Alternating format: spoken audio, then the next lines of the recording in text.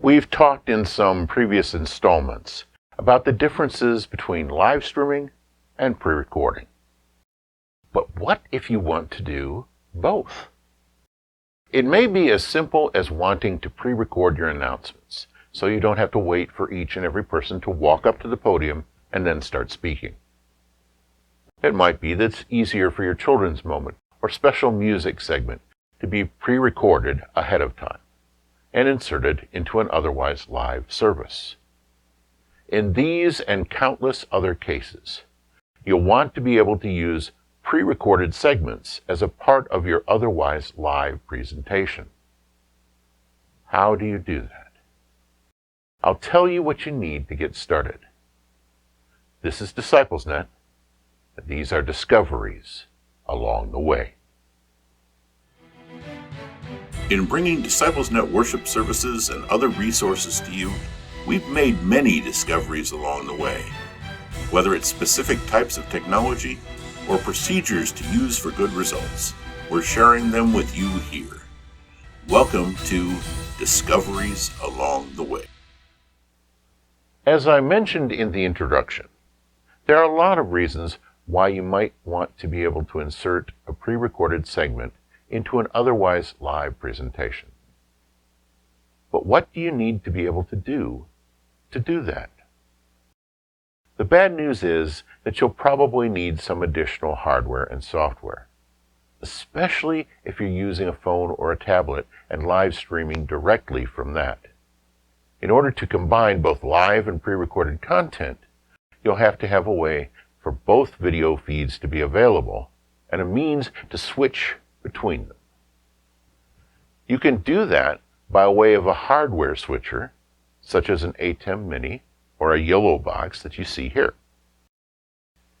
The ATEM unit will switch between multiple inputs and even allow picture-in-picture. The yellow box adds the ability to see each of the individual feeds on its built-in monitor, as well as to record whatever is output for later use. Both of these devices synchronize with various frames per second rates and various video sizes. And this is important because your camera may be using a different rate and size than what you're using to play pre-recorded videos.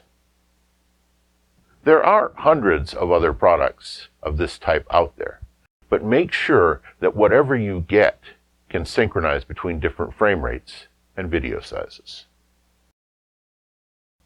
Now, once you've got something to switch between various video feeds, the output needs to be fed into a device that can put the output online using whatever service you use to live stream.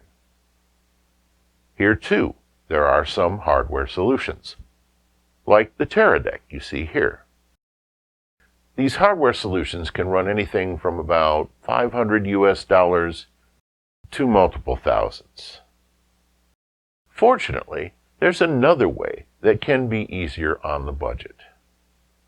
You can use software on a computer that accomplishes the same thing. There are a variety of programs out there that do streaming, costing everything from free to over $1,000. Unless your needs are much larger than the norm for worship services, and if you're just getting started, I'd recommend OBS, or Open Broadcaster Software. It's absolutely free, and it's used by a wide variety of live streamers all over the world. That means when you're stuck on trying to do something, there's very likely a video that shows you just exactly how to do it. There's also a whole range of add-ons that are available to do things beyond OBS's basic feature set. Now, OBS does have a bit of a learning curve, so you don't want to install it the day before you try to use it to broadcast. However, it is extremely powerful as well. It runs on computers running Windows, Mac OS, and even Linux.